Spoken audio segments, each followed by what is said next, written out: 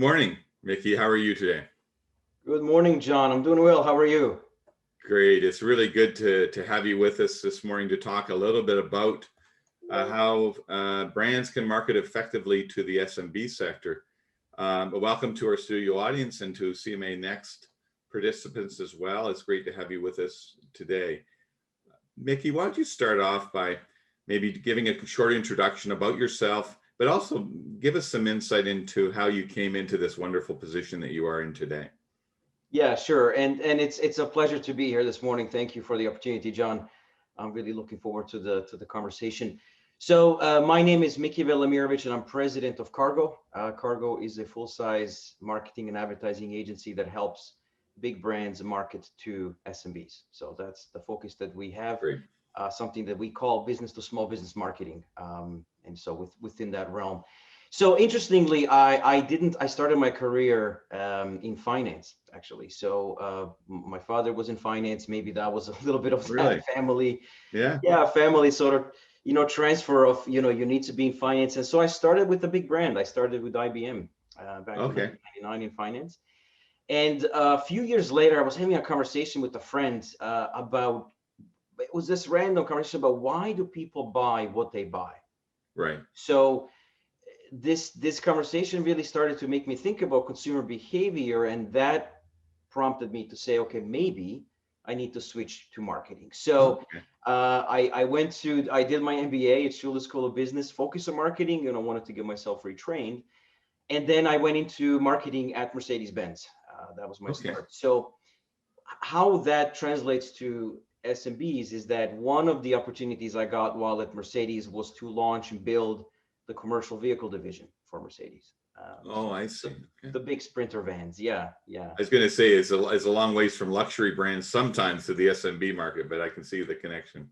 Right, exactly. And it was interesting in that because we had to take the Mercedes-Benz brand, which was known as a luxury car manufacturer, and make it relevant to its audience. Right. And 75% or approximately 85% of buyers were actually in the SMB sector. Okay. So what was really interesting is, well, maybe I'll give you a good story. So sure. One thing that I really wanted to figure out when I started building this business was going back to that element of consumer behavior. Why do people buy what they buy? So I thought, well, if I show up to a Home Depot parking lot at 6 a.m., I can probably catch a contractor, running into their van and maybe ask a few questions. Good. So as I did this pretty much probably every other day, and I saw a gentleman walk out, and he's walking towards a Sprinter, and I thought somebody actually bought it, and I just need to find out why. So I ran up to him, I introduced myself, and I said, I just want to know, you've purchased one of these, we've only been in the market for 2 months. Tell me why. So here I'm thinking that he's going to tell me that he bought it because of all these features and product features and everything else. And he says to me, I bought this because of the way it makes me feel about my business. And I thought, I don't really understand what you mean. And so his point was, I'm very proud of what I do. Yeah. My business stands for quality, stands for longevity. And to me, this brand represents me in the best possible way because of my emotional connection. So that's when I thought, wait a minute, there is a tremendous amount of emotion in purchases, particularly when the business is small and it's everything to them, right? So this is not a job. So this is where the love for small and medium-sized businesses came about. And then years later at the brand level, obviously owning that particular, area. And then when I was, looking at when maybe there's a chance to help other big brands market to this really emotional audience of SMBs. And so that's kind of where I find myself today. Oh, terrific. Yeah, thank you for that. And it's really, I love the story of how you kind of happened onto something and you pursued it. And I think that's really cool. Cargo is an agency that helps businesses reach SMBs. And you wrote a great blog, which we'll get into in a little bit. But start off by telling me something that people don't maybe realize about the SMB sector. Like, what's something people don't maybe understand? How big it is, or something like that? It's small business is bigger than everybody kind of thinks it is. Yeah. if we look back, and by the way, Industry Canada does studies every couple of years on the size of SMB market, and SMBs represent 99% of all businesses in operation in Canada. Interesting. Which is a tremendous number. Wow. And it even surprises a lot of people who think they know SMB. 90% of all individuals employed in the private sector, in the private workforce, are employed by SMBs. Not only that, 85% of all employment growth is driven by SMBs. I want to talk a little bit about the facts behind your blog that you wrote. And you mentioned in your blog this Project 99 and their survey in your blog. And this research was conducted during COVID last year. What do you think it says about the state of mind of small business owners? Yeah, and maybe before I get into the actual study, just a little bit on Project 99. So it was basically when we saw what was happening in the marketplace, there was this tremendous amount of pressure on small businesses not knowing how to navigate. A lot of small business owners don't really know where to turn to help. Some of them are a little bit more, maybe the right word is not savvy, but they sort of understand where to go. And we thought, well, why don't we create this movement? Right. That was born out of these devastating effects. But at the same time, we knew that the SMB landscape is going to change significantly. So we wanted to also help big brands. And in that, we wanted to find out, what does the landscape look like? And more importantly, what are the mindsets of small business owners? Right. So to be honest, as much as we were not surprised, we were surprised. So maybe let me kind of explain that. So when we think about resilience, positivity, and optimism are in the DNA of small business owners. I mean, that's why they're entrepreneurs. That's why they do what they do. So we expected some level of optimism, but certainly not much than what we actually saw. So 81% said they were negatively impacted by the pandemic, and about 40% said they were catastrophically impacted. So if you stop right there, you think that the entire world of small business is going to cease to exist. But then 82% said they're optimistic about the future. So one quote, and we also at the same time, when we did the quantitative study, we did a qualitative study through a panel that we run. We call a small business owner panel. One quote, I think, summarized it so perfectly. One gentleman said, "I believe in the spirit of entrepreneurship now more than ever." Yeah, that's tremendous. So there was this sort of feeling of, yes, this has been an absolutely horrible time for us. But I think the idea of we got to reinvent ourselves and it's an opportunity to do something different gave everybody these sort of, open eyes into the future of, what they can do for their business and for the communities around themselves. That's wonderful. Yeah. And I think resilience does go along with entrepreneurship, and these folks probably have maybe not been as successful in different parts of their history. And so that's great to see that. And in particular, from a Canadian perspective, it's wonderful to see that our SMB market is optimistic about the future. Thanks for that.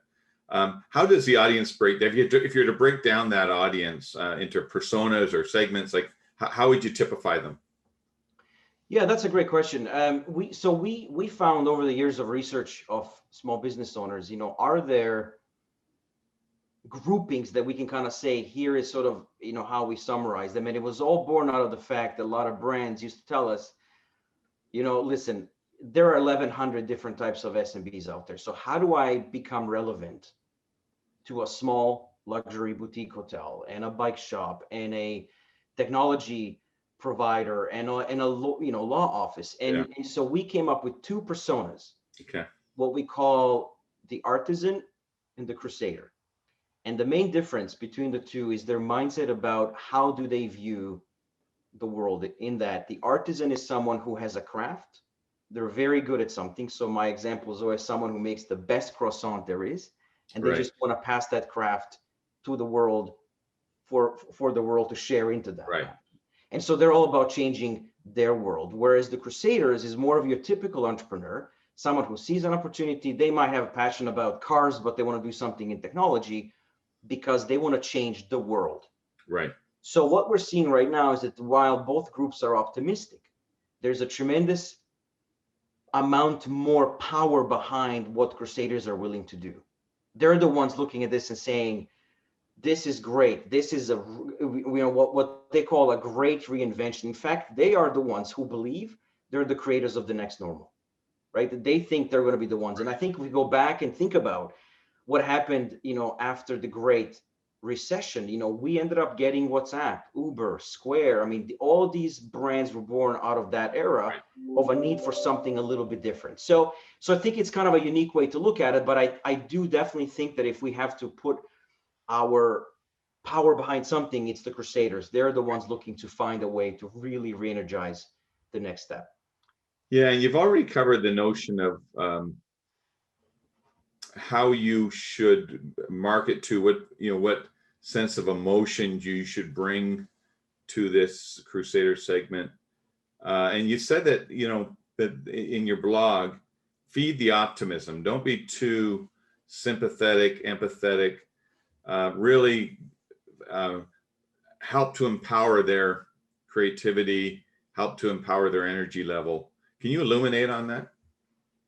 Absolutely. Yeah, I think it goes back to sort of what we just talked about in this, sense of them feeling like they're going to be the ones creating the next normal. They're going to be ones leading this sense of this era of great reinvention. So if brands stay on the whole sympathetic, we feel bad, please take care of your small businesses, they're suffering. That's not where their mindset's at.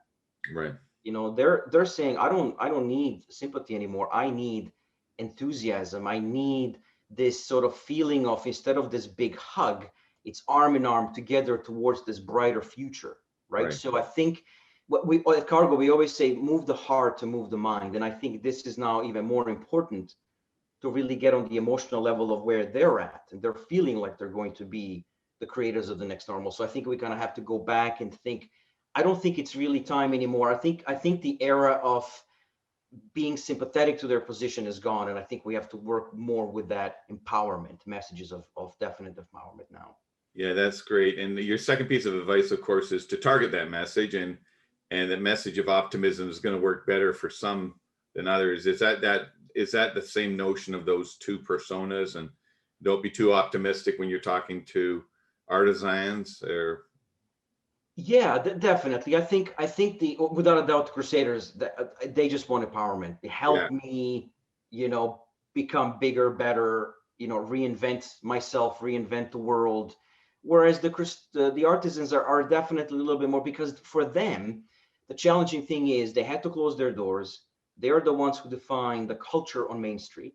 So they require a little bit of a different path. That's not to say that we still need to be very empathetic. They still want that optimism, but delivered in a bit of a different way. Yeah. And when we look at the SMB sector, there's going to be, the recovery is going to be staggered, right? And so what we looked at were really three areas that brands need to look at when they think about a recovery of SMB. So not the entire segment is going to recover in the same way, not the entire geography. So we look at geographies where the business is located. I see. Right? So if you're located, we talked about this great example this morning before we got on about, haircuts. I can't get one, right? Because I live in Toronto. Yes, other parts can. So geography is one. The age of the business, younger businesses, smaller businesses, they lack the capital ability. They lack the cash flow. And then finally, businesses that are in the high touch environment. So we're talking about events, we're talking about travel, we're talking about entertainment. So we got these three categories of slow, medium, and fast. And so when we think about the fast category, are the ones that are growing right now. So big brands really need to focus on those. And these would basically be something more in, smaller areas of Canada, something that's already in technology, in healthcare. These are businesses that are booming. So that it needs to be the focus right now. Whereas more of the slower growth. So when we think about smaller businesses that are in, city of Toronto, for example, that are focused on entertainment, sports, or travel, they're going to require a little bit of a different aspect. So I think the message there is not everybody's ready for the same messaging. So targeting becomes critical right now, between now and definitely throughout 2021 for sure. Yeah, that's great. I mean, I remember from a long time ago, we had this concept in direct marketing of lift. And it's kind of like you should always go where you can think you can lift the experience, lift the outcome for that audience the most. And And so that's what you want to do as a brand, is to see who you can help the most. And then that's where you're going to get your revenue, your relationships, and your business growth. That's exactly right. Yep. Yeah. Your next point on your blog is about purpose-driven experiences. And I read it and I said, yeah, I get it. There's a lot of virtual signaling going out there. I clued into a LinkedIn article. Your marketing strategy is simply ... care, and it got 17,000 likes. And I thought, if that's not virtue signaling, I'm not sure what is. And I know that when you're working with entrepreneurs, and I have a lot of experience myself working with them, they tend to cut to the chase. They see through phony pretty quickly. They're very good at reading people generally, not all the time, but generally, and they're alert to things that seem phony. How do you go ahead with purpose-driven experiences without falling prey to virtue signaling? I honestly think it's all about just purely the authenticity. It's by being honest, being authentic. It's simple, almost like do what you say you will do.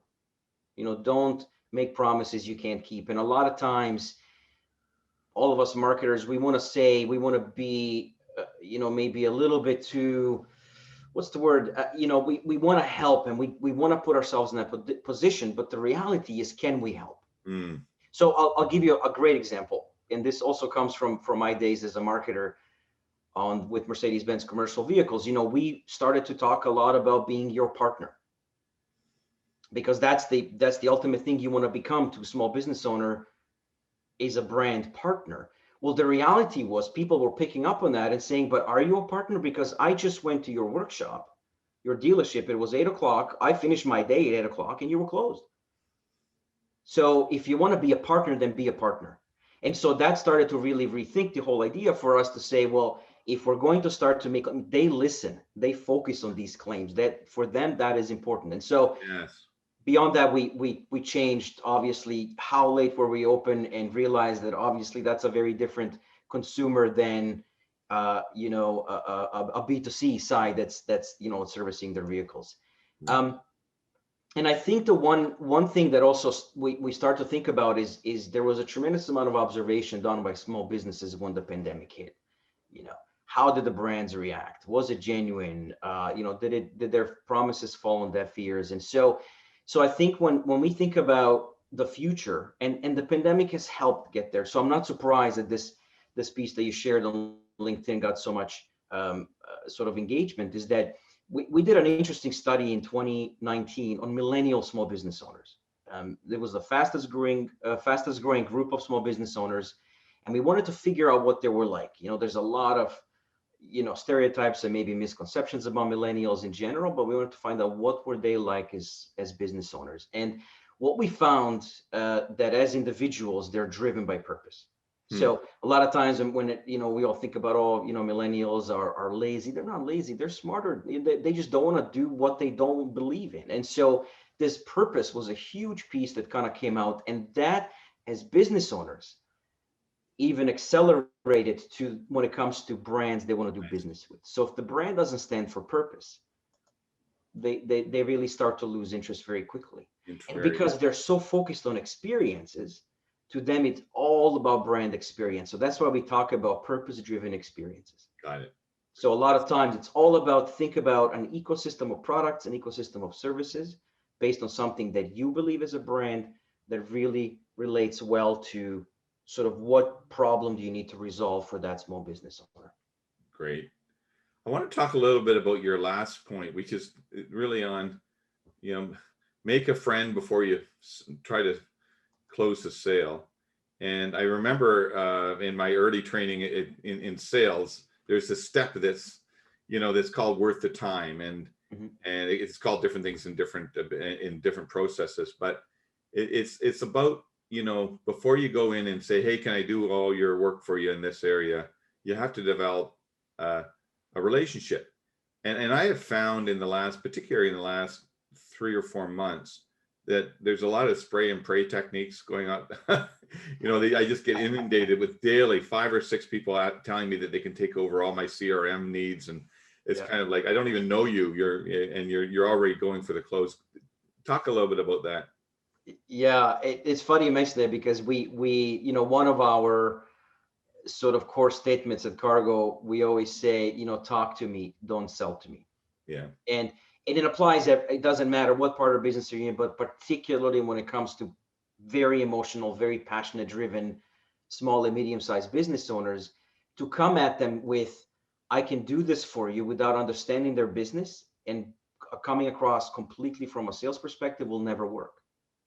And I think this whole spray and pray definitely does not work with this audience. So getting the brand to understand the small business owner first, to have a conversation. That's why content is so critical in engaging a conversation. Social is very critical to engaging conversation, because that's what it's about. It's a conversation. It isn't about, I can sell you this and this is what this does, without understanding their needs. Now, we understand there's a lot of different types of businesses, and brands do not need to be experts in the inner workings of a small boutique hotel and what I mentioned, a bike shop. But it's all about, first of all, understanding those two mindsets we talked about, Artisan versus Crusader. What do you need? What drives you? What emotional connections do you have to have with individuals like that? But then also, it's kind of moving this whole thing to a shift of, not I have a product for you, but what's the pain point I can solve for you? Right. It goes into that jobs to be done framework. Right. What can I help you with? So a lot of times it isn't about product features, but what can your product do once you understand the pain point? And if you link those two together, then you've got that connection that a small business really effectively needs to get from you as a brand that's going to help them get their job done. Great. We did have a question coming in, and you may or may not want to answer it. It's about any examples of brands who are doing this well these days. Yeah, absolutely. No, we do, a couple of brands do it. Amex is always doing a fantastic job with small business owners. I think they are very invested. I think they've done a lot of great things over the years. Intuit, I think Intuit is a fantastic example of finding that connection emotionally, and then feeding that, how can I help you resolve your pain points? Right. So in other words, always focused on that jobs to be done category. And what we saw recently, I thought TELUS did a fantastic job with Stand With Owners. I think the piece that small businesses themselves needed during that time was this element of, I need inspiration from others. I need to know that I'm going to be okay. And I think they sort of nailed it really well. So those are probably three examples. Wonderful. Of somebody doing a really great job with small business owners. Perfect. So we have a couple minutes left, and I did want to have a question directly for our CMA Next audience. And the question I'm choosing to ask you in the remaining time is, if you want to work for an SMB, to a degree, you are a brand. Your human resources that come along with your body are a brand. How do you position yourself with perhaps this energetic persona of SMB owners? So I think the big difference between working at a big brand, like I started at IBM, you can't get bigger than that in your first role. SMBs are a little different in that you have to be prepared to wear a few hats right away, right? I think that there's going to be a little bit more expected of you than perhaps in a much larger organization in your entry-level job. So you may have to wear many hats at once, which obviously has its benefits in that you get to learn various components of the business a lot quicker. So instead of being a small gear in a much, much larger machine, you are either, a larger gear or a set of gears. And I think that you sort of accelerate that knowledge of various parts of the business a lot quicker. Now, you also have to be okay with ambiguity. You have to be okay with maybe lack of very defined structure, because a lot of times some of them are still operating a little more like a startup, even though they might be around for a decade or so. But I think that's the element that I think there has to be a little bit of that. Okay, I know how to navigate looseness. If you expect a lot of structure, then I think it might not be the place. But the biggest value of it, I truly do believe, is that innovation is accelerated, through SMBs. I think SMBs are the ones that are able to make these pivots so much quicker. They're able to change so much quicker. So the ability to remain agile, or the learning how to run an agile organization is probably one of the greatest benefits of SMBs. And I think for sure for any, new graduate coming into the workforce, definitely, I mentioned the numbers, 99% of all businesses that operate in our country are SMBs. And so there's a lot of tremendous choice to choose from out there, for sure. Well, thanks for that answer. And thanks a lot for your time, Miki, today. It's been a very wonderful discussion about a really, really important part of the engine of recovery, economic recovery for Canada. So I appreciate the work that you do with this segment and the advice that you provide. Thanks for the talk today, and I look forward to talking to you soon. Wonderful. Thank you, John. Thanks for the opportunity.